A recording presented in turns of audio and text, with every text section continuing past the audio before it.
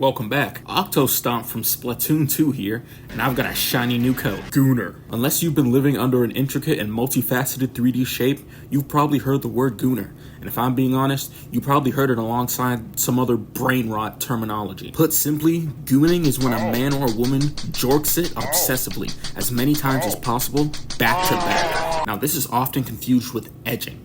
However, edging is the practice of not busting for as long as possible while jorking your peanuts, while gooning is about busting as many times as possible in a row without stopping. Now, why have I burdened you with this knowledge? I don't even know, bruh. But what I do know is that sex sells, and it always has. Put a picture of a white woman in a bikini standing in front of an American flag on something, and all the 50-year-old American truckers will be buying it, regardless of how tacky it looks. But when I commission a Twitter artist to draw my dream chubby black girl with hips wider than the average American freeway and nappy unruly hair, all of a sudden, I'm the weirdo. This isn't a joke. If there are any 300-pound black girls out there, hit me up. Aha, DMs are open. Aha, I need 50 300-pound black girls in my DMs right now. I need them in my DMs right now. I ain't joking. But back to what I was talking about. Sex sells.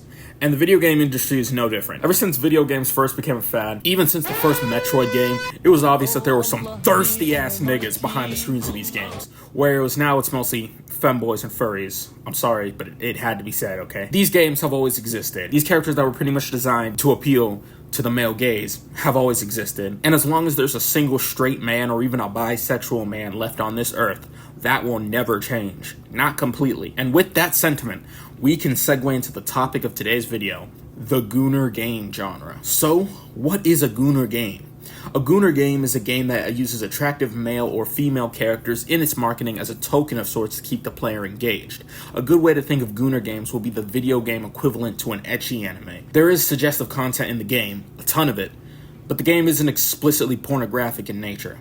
While Gooner games all share this basic principle of being lewd or sexual in nature, it's important to note that not all games that have this sort of design and or marketing are necessarily Gooner games. Video games being given a large helping of fan service doesn't negate the quality of the gameplay or any positive merits that the game might have. However, if the game's only merit is the lewd content, then bingo, you found a Gooner game. For instance, a bad example of a Gooner game would be Nier Automata. Now, 2B is attractive. She has an ass on her. She could, theoretically, do the rump shaker, the thug shaker. Yes, 2B is attractive, and a lot of people, including the fabled Gooners, would play this game solely for that fact. But coming into this game, you very quickly learn that it is much more than a gacha game that rewards you for putting in your mortgage by having the poster girl of a questionable age shake her breasts and blow you a kiss. No. Nier Automata is a game with excellent combat, beautiful graphics, and a compelling story that genuinely had me invested, which is very hard for a game that isn't a Valve game to do. The last game that had me locked into the story this hard was Dying Light 1. In fact, I've had to hold myself back from watching the Nier Automata anime, because I know that even if I find out what happens at the end, it won't be the same as experiencing it playing the game. So like and sub so I can get a better PC and finish the game, please. Anyways, what would a real Gooner game look like? Well, I'm not sure how much of this game I'm allowed to show, but here you go. Nikke, Goddess of Victory, is an on-rail shooter action RPG for mobile and PC. Basically, you go through the campaign, shoot robots, shoot more robots. Yeah, it's basically just shooting robots. The story is kind of interesting if you care enough to actually read the cutscenes, but the Discord mod phenotype individuals who play this game are probably not going to give a single fuck about the lore. But if you look closely, you can clearly see that,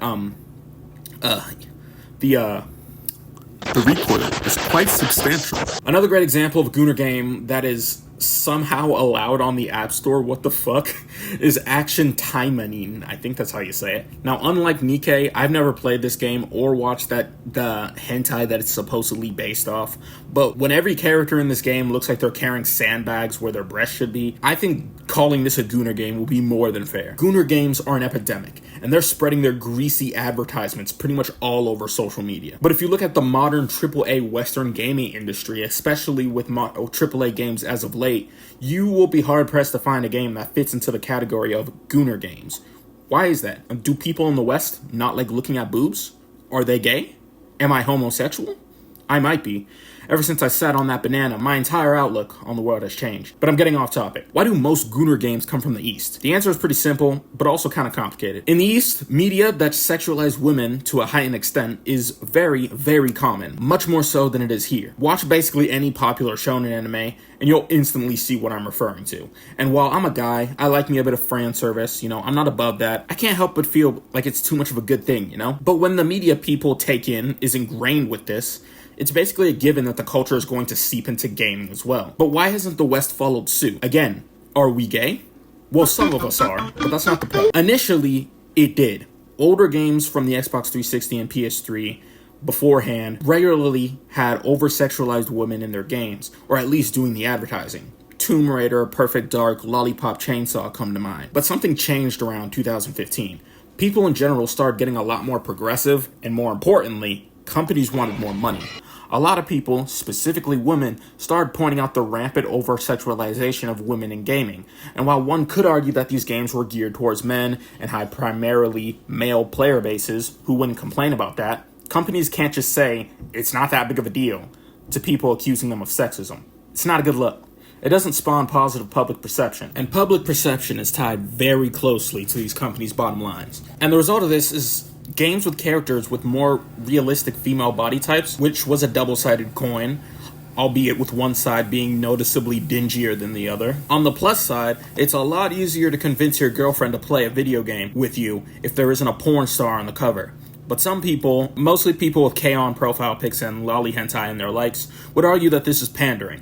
I'll be elaborating more on the subject of quote-unquote pandering later on, but honestly, real talk for a second, even if this wasn't what happened, even if we were living in an alternate reality where the companies doubled down and gave every woman in every game double Ds, it probably wouldn't change the state of the gaming industry today. An argument against this would be that companies desexualizing female characters was an act of pandering to people who wouldn't even know of the game's existence if it weren't for them being angry about it. And this same pandering is what's harming the gaming industry today.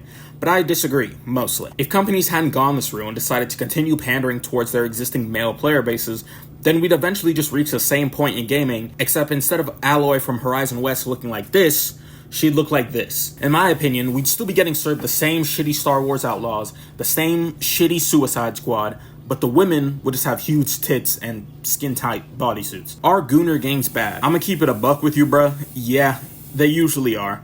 Like with every ecchi anime, a piece of media that's sole merits are them being able to make you aroused is gonna get old really quick. And when that happens, the cracks will start to show, and you won't want to engage with the media anymore. And most Gooner games are just that. Flashing lights and colors tantamount to a baby toy that shows you lewd pictures sometimes. Gyat, am I right, guys? That's a level 10 gyat right there, am I right? But just like with any other overcrowded media genre, there are always a few diamonds in the rough. A few shows or games worth experiencing even if you aren't horny. Kill la Kill, for instance. I came to GOON, but I left with a great story that was animated beautifully and introduced me to my favorite anime character of all time, Mako Mankacho. Seriously, I love this girl. Gooner games are just like that.